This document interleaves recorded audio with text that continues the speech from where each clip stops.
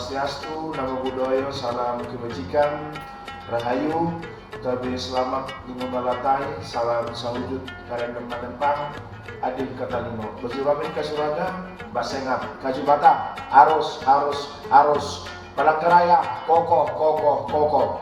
Kami ingin menyampaikan pemecahan masalah rencana aksi di tahun 2025.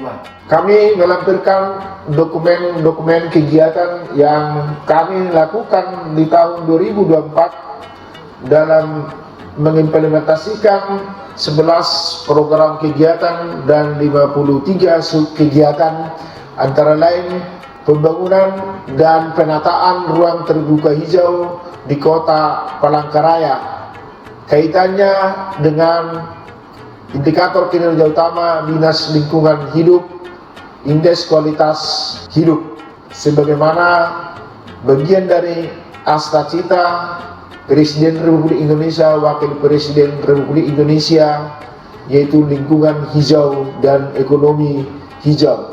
Dinas Lingkungan Hidup Kota Palangkaraya memiliki total 95 lokasi ruang terbuka hijau yang berlokasi di Taman Median Jalan, Jalur Hijau, Bahu Jalan, Taman Kota, Taman Bundaran, Jalur Hijau Sempadan Saluran Terbuka, dan Pengaringan, seperti yang ada dalam dokumen yang kami sajikan. Kemudian ada sarana pemeliharaan ruang terbuka hijau yang setiap hari tim yang telah ditugasi untuk merawat, menjaga, dan mengawasi taman dengan adanya security taman di Dinas Lingkungan Hidup Kota Palangkaraya. Kemudian membonsai pohon atau memotong dahan-dahan yang bisa mengganggu kenyamanan berlalu lintas dan terganggunya kabel-kabel listrik dan lain sebagainya, sehingga Dinas Lingkungan Hidup Kota Palangkaraya selalu melakukan pengawasan dan monitoring. Kemudian Dinas Lingkungan Hidup Kota Palangkaraya telah selesai melakukan fokus group discussion terkait penyusunan dokumentasi kajian lingkungan hidup strategis rencana pembangunan jangka menengah daerah Kota Palangkaraya. Kemudian edukasi dan pelatihan pemanfaatan sampah dengan perguruan tinggi, yaitu Institut Agama Kaharingan Negeri Tampung Penyang. Kemudian kami melakukan pembersihan sampah di Das Kahayan yang setiap hari ada petugas di sana untuk membersihkan sampah-sampah yang menumpuk di titik-titik tertentu di wilayah Puntun maupun Pelabuhan Rambang. Dan aksi-aksi ini telah langsung dipimpin Ibu PJ Wali Kota Palangkaraya bersama Forkominda dan UPD-UPD terkait dan relawan-relawan yang dibentuk oleh Dinas Lingkungan Hidup Kota Palangkaraya, yang hingga saat ini kami selalu konsisten berkelanjutan untuk melakukan pembersihan di Das Kahayan dan sungai-sungai yang kecil yang ada di wilayah Kota Palangkaraya, termasuk Pengaringan yang ada di Jalan Sakan di Pasar Kahayan.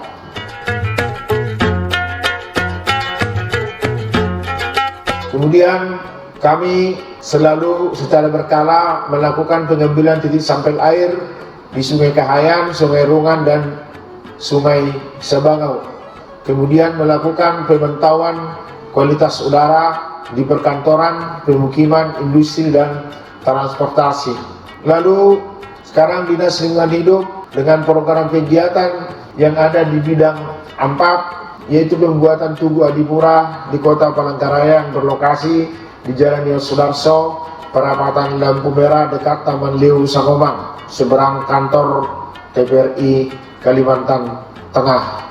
Lalu secara berkala juga laboratorium Dinas Lingkungan Kota Palangkaraya mengambil sampel di wilayah-wilayah atau tempat-tempat pelaku usaha di wilayah Kota Palangkaraya. Kemudian ini kami selalu menggaungkan secara masif berkelanjutan sosialisasi ke seluruh lapisan masyarakat Kota Palangkaraya agar mulai memilah sampah dari rumah, memanfaatkan bank sampah di sekitar warga masyarakat, kemudian menggunakan jasa operator sampah, lalu kami memberikan informasi-informasi melalui aplikasi yang tersedia dan pengumuman-pengumuman agar membuang sampah di tempat yang telah disediakan dan membuang sampah pada jam yang telah ditentukan. Dan kita selalu terus melakukan edukasi bersamaan dengan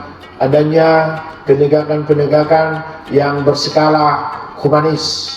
Capaian kinerja IKLH tercapai dengan nilai 71,52 dari target 71,34 dengan kategori baik.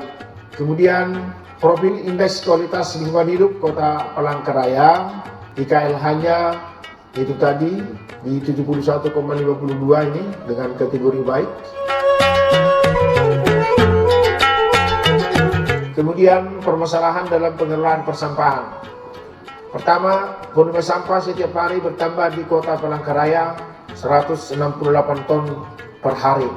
Kedua, masyarakat belum berperilaku bisa melakukan 3R, reduce, reuse, dan recycle dalam pengelolaan sampah dalam rumah tangga, sehingga upaya pengurangan sampah belum berjalan maksimal dan akibatnya setiap hari volume sampah rumah tangga setiap hari meningkat dari hari ke hari. Lalu yang ketiga, perilaku masyarakat masih kurang tertib dalam pembuangan sampah ke TPS atau depo sampah dan atau membuang sampah tidak pada tempatnya. Masih banyak sampah-sampah liar dibuang masyarakat di pinggir jalan, di kolong rumah, dan di tempat-tempat lain. Keempat, kesulitan dalam mencari lahan untuk lokasi depo sampah karena TPS-TPS yang berada sekarang di lokasi-lokasi yang ada sekarang kebanyakan berada pada wilayah-wilayah pemukiman seiring dengan bertambahnya komplek-komplek perumahan yang dibangun. Kelima, belum optimalnya biaya dari retribusi pelayanan persampahan dan kebersihan, kurangnya kesadaran masyarakat dalam kewajiban pembayaran retribusi kebersihan. Kemudian permasalahan dalam pengelolaan laboratorium lingkungan, kendala yang dihadapi belum terregistrasinya laboratorium di Kementerian Lingkungan Hidup karena laboratorium belum memenuhi persyaratan minimal 4 parameter uji sesuai dengan peraturan Menteri Lingkungan Hidup nomor 10 tahun 2020 karena hanya memiliki 3 parameter uji air permukaan, yaitu temperatur, TSS, dan pH yang terakreditasi. Keterbatasan peralatan laboratorium sering mengalami kerusakan akibat usia alat yang sudah lebih dari 15 tahun, menyebabkan beberapa parameter uji tidak memenuhi standar pada kegiatan uji profisiensi dan uji banding.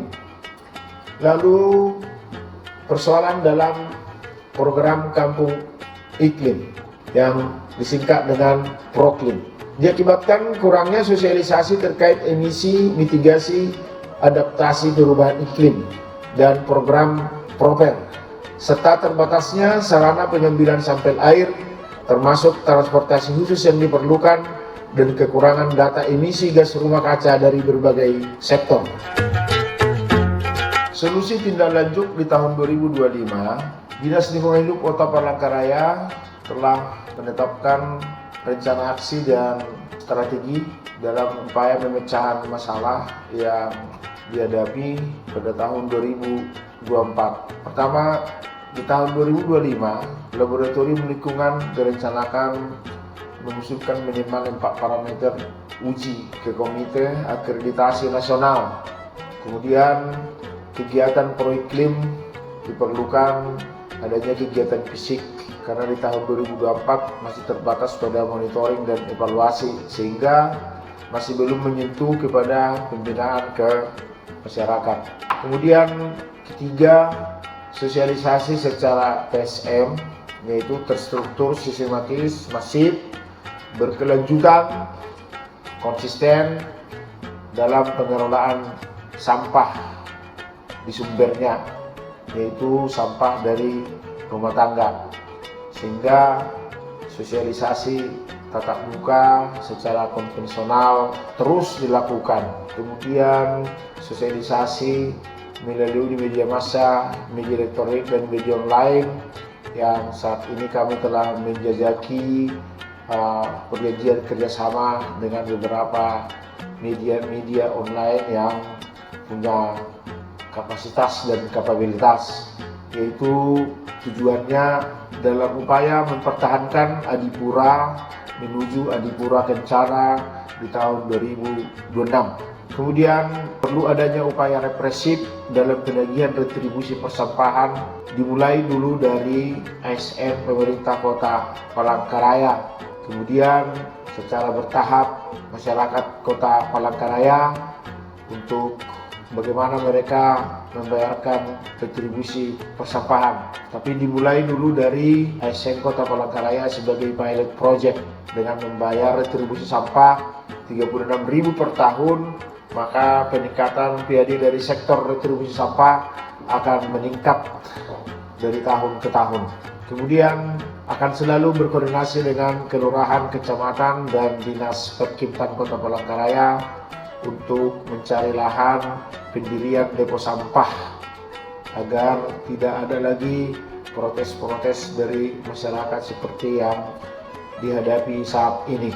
Kemudian DLH Kota Palangkaraya 2025 untuk mengurangi volume sampah, kami telah menganalisa dan membuat rencana strategis dalam upaya mengurangi sampah yang saat ini sampah di Kota Palangkaraya setiap hari bertambah, sudah mencapai kisaran 168 ton per hari. Solusi yang akan nanti Dinas Lingkungan Hidup Kota Palangkaraya lakukan sebagai salah satu upaya strategis dalam hal mengurangi volume sampah, yang pertama adalah edukasi pengurangan sampah dari sumber. Direncanakan lokasi di Kelurahan Panarum. Kebutuhan-kebutuhan yang kita akan lengkapi yang dibutuhkan adalah adanya edukator atau relawan yang nanti kami akan bentuk per RT. Kemudian ada tools edukasinya, lalu fasilitas,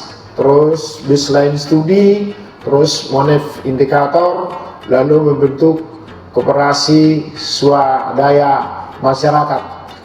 Nah, kemudian kami menggandeng pihak ketiga dalam ini universitas yang ada di Palangkaraya, lalu komunitas-komunitas dan lembaga-lembaga lain, kemudian tokoh-tokoh masyarakat. Lalu kemudian kegiatan nomor 2 sebagai strategi untuk mengurangi sampah adalah optimalisasi bank sampah induk. Kami nanti akan terus meningkatkan optimalisasi bank sampah induk ini di lokasi Kelurahan Palangka, sama dengan tadi apa kami sampaikan, kebutuhan yang dibutuhkan dalam program kegiatan dimaksud, antara lain bagaimana kita meningkatkan kualitas SDM sebagai edukator atau relawan, kemudian penguatan kelembagaan, kemudian nanti adanya fasilitas mesin pecah-cah dan pelatihan-pelatihan.